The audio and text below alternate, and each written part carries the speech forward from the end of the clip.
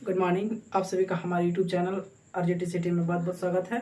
आज हम लोग इस वीडियो में नेक्स्ट क्या होता है टॉपिक के बारे में चर्चा करेंगे। यानी हमारे पास क्या होता है, एक नया चैप्टर क्या होता है जो दो चर वाले क्या होता है रैखिक समीकरण, दो चर वाले रैखिक समीकरण का क्या होती है एक चैप्टर्स है। यानी क्लास 10 का क्या होता है ये तीसरा क्या होता है अध्याय है। इसके बारे में पहले हम देखेंगे कि इसके अंदर क्या होता है, कौन कौन सी चीज़ें उनको सबसे पहले जानेंगे। उसके बाद क्या होता है एक्सरसाइज की ओर क्या होता है बढ़ेंगे। देखिए इसका जो चैप्टर्स का नाम है दो चर वाले क्या होता है रैखिक समीकरण है। इसको इंग्लिश में पढ़ा जाता है linear equation in two variables.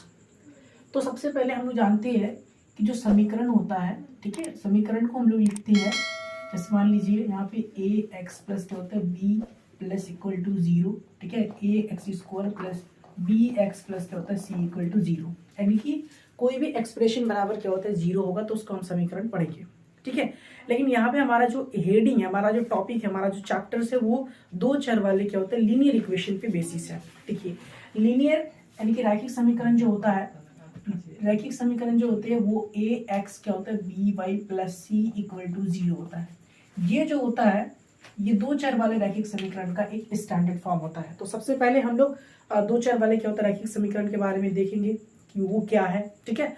उसके बाद इनके अंदर क्या होता है मतलब कि तीन प्रकार के लाइंस के बारे में पढ़ना। फर्स्ट ऑफ ऑल क्या होता है लाइन जो होते हैं वो प्रतिच्छेदी क्या होता है रेखाएं होते हैं। उसके बाद सेकंड जो पढ़ना समांतर रेखाएं क्या है। उसके बाद थर्ड जो है वो संपत्ति रेखाएं के, इनके बारे में क्या होता है जानेंगे। उसके बाद एक्सरसाइज में पढ़ेंगे क्योंकि इनके बिना, इनको समझे बिना हम एक्सरसाइज को सॉल्व नहीं कर पाएंगे। तो इसलिए सबसे पहले उनको देखना होगा, ठीक है। देखिए हमारे पास ए एक्स प्लस क्या होता है B Y plus equal to zero, ठीक है, ये हमारे पास ये लीनियर इक्वेशंस है। तो आप इसको अंडरस्टैंड कर लीजिए, लीनियर इक्वेशंस होते हैं जहाँ पे ए बी और सी जो है वो रियल्स नंबर है और एक्स और वाई जो है वो यहाँ पे दो वेरिएबल्स है, ठीक है, दो वेरिएबल्स है।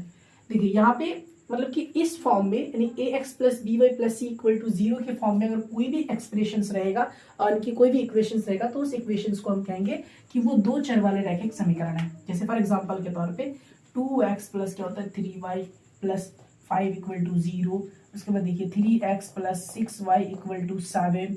उसके बाद 3x प्लस क्या होता है 9y इक्वल टू 8। तो यहाँ पे देखिए देख सकते हैं आप, अगर इस इक्वेशंस को अगर हम इस स्टैंडर्ड फॉर्म से अगर हम कंपैरिजन करेंगे तो ये जो इक्वेशंस है, तीन इक्वेशंस हमने यहाँ पे लिखे, ये सारे के सारे इक्वेशंस इससे यानी कि सिमिलर यानी कि सेम है।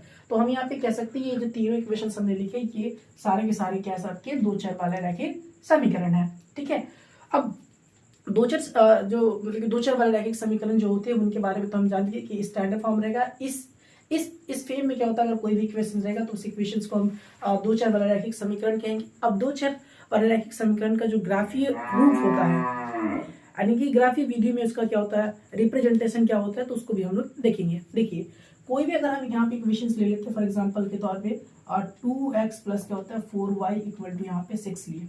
अगर हम यहाँ पे x का मान अगर हम 0 मान लेते हैं तो y हमारे पास क्या होता है यहाँ पे 2y, हमारे पास क्या होता है y यहाँ पे हो जाएगा 3y क्या होता है 2 हो जाएगा। यानी कि यहाँ पे 0 और क्या होता है यानी कि x और y का जो हमारे पास क्या होता है एक, ठीक है, हमारे पास एक जो पॉइंट बनेगा 0 क्या होता है 3/2।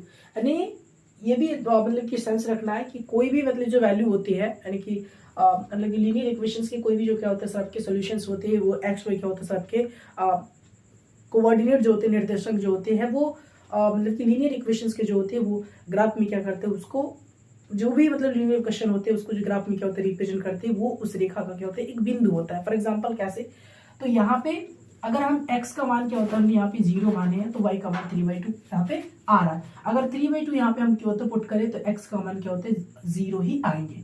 लेकिन अगर हम यहाँ पे x का मान 0 रखते हैं और दूसरा मान आ रहा है तो ये सेटिस्फाइड नहीं होगा। यानी कि ग्राफ में हम किसी भी लीनियर इक्वेशन को रिप्रेजेंट करेंगे तो जो लीनियर इक्वेशन का जो समीकरण होगा उसके प्रत्येक क्या होता है सबके यानी कि उस लीनियर इक्वेशन का जो भी सोल्यूशन होगा उस रेखा को क्या होता है रिप्रेजेंट करेंगे, इस रेखा के क्या होता है बिंदु होंगे। अब देखते हैं कि हमारे पास क्या होता है रेखाएं कितने टाइप्स के होंगे।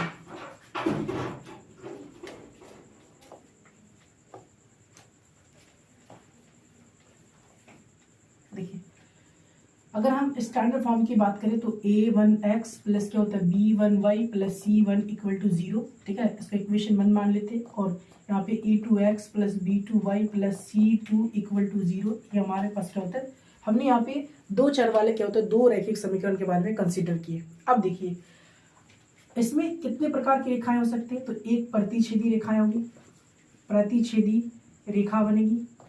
उसके बाद देखिए सेकंड जो बनेगा हमारे पास क्या होता है समांतर रेखा होगा। और थर्ड रेखा के बारे में हम इसके अंदर पढ़ेंगे संपत्ति रेखाएं। ठीक है, को इंसिडेंशियल क्या होता है अप्लाई होते हैं। तो यहाँ पे तीन रेखाएं हमारे पास क्या है, एक प्रतिच्छेदी रेखा, एक समांतर रेखा और एक क्या होता है संपत्ति क्या होता है रेखा। इन तीन रेखाओं के बारे में चर्चा करना है। देखिए दो मतलब कि यहाँ पे दो रैखिक समीकरण जो है, ठीक है, ये दो रेखाएं क्या होता है प्रतिच्छेद होगी अगर वो इस कंडीशन को फॉलो करे a1/a2 not equal to b1/b2। For example के तौर पे आप देख सकते हैं कि जो समीकरण नंबर 1 है इसमें x का जो कॉफिशिएंट है, ठीक है, x का जो कॉफिशिएंट है वो a1 है, b1 का y का जो कॉफिशिएंट है वो b1 है, b1 और कांस्टेंट टर्म का कॉफिशिएंट क्या होता है c1 है, जो भी हो उसमें कांस्टेंट c1 है। उसके बाद देखिए a2 का वैल्यू यहाँ पे x का कॉफिशिएंट a2, y का वैल्यू क्या हो जाएगा यहाँ पे b2 और यहाँ पे कांस्टेंट टर्म क्या होता है c2 है। अगर हम समीकरण 1 का यानी x का कॉफिशिएंट को समीकरण 2 के x का कॉफिशिएंट से अगर हम डिवाइड करें और ऐसा कंडीशंस अगर फॉलो करें दो समीकरण, तो वो उसका जो ग्राफ बनेगा वो दो रेखाएं क्या होता है प्रतिच्छेदी करेगा।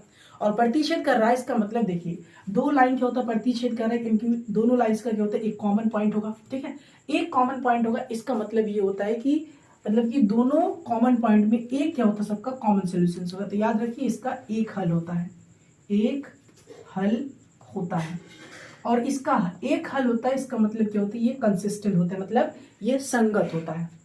दो रेखाएं क्या होते हैं सर आपके संगत होता है। तो यहाँ पे ये कंडीशंस फॉलो कर लीजिए कि दो लीनियर इक्वेशंस जो होते हैं वो दो लीनियर इक्वेशंस क्या होता है प्रतिच्छेदी कब होते हैं, जब ऐसा कंडीशंस को फॉलो करेंगे कि पहला क्या होता है इक्वेशंस और सेकंड इक्वेशंस के x और y के क्या होता है वेरिएबल को डिवाइड करें और वो नॉट इक्वल टू आए।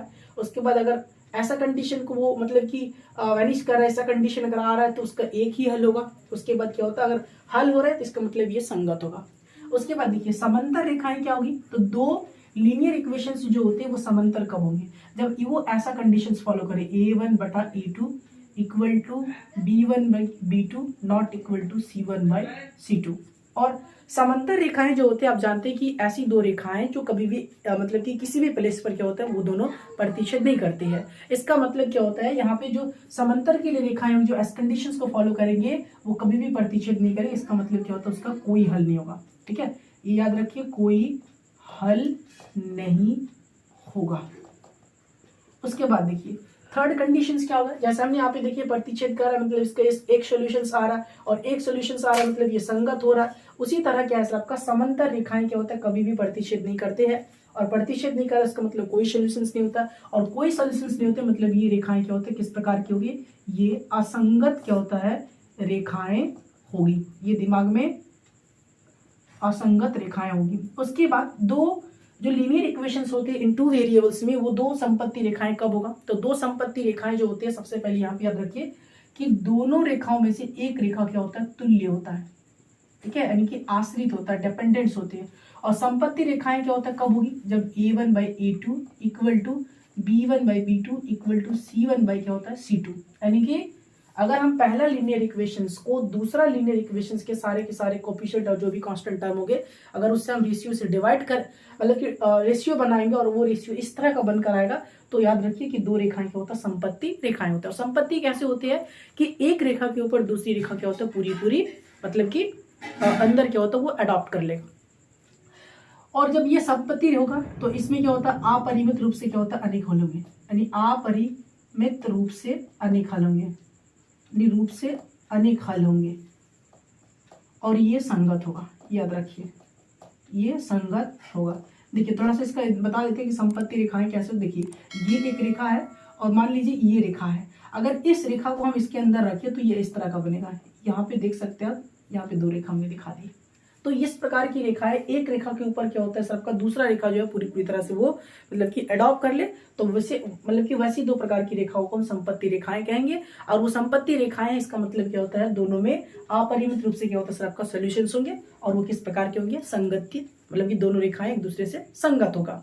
तो ये मतलब कि हमारे पास क्या होता है और दो चर वाले क्या होता है रैखिक समीकरण का टोटल क्या होता है एनालिसिस हमने क्या होता है इस वीडियो में बता दिए। अब आगे जो है नेक्स्ट हम लोग क्या होता है मतलब कि इस चैप्टर के अंदर जो भी एक्सरसाइज है उसको सॉल्व करेंगे और आगे बढ़ेंगे। Thank you.